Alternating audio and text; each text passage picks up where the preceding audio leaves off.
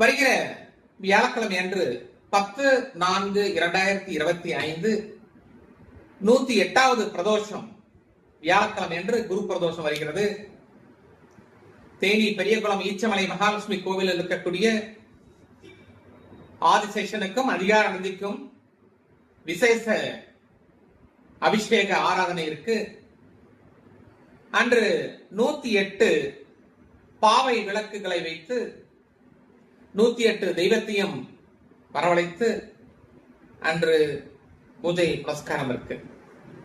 அதுல நீங்க கலந்து கொண்டு இறைவன் அனுகிரகம் பெற்று செல்மாறு கோவில் சார்பாக கேட்டுக்கொள்கிறோம். அந்த சிவன் கோவிலுக்கு பால், வஸ்திரம், திரவியங்கள், அரிசி, பருப்பு, நெய் இதெல்லாம் நீங்க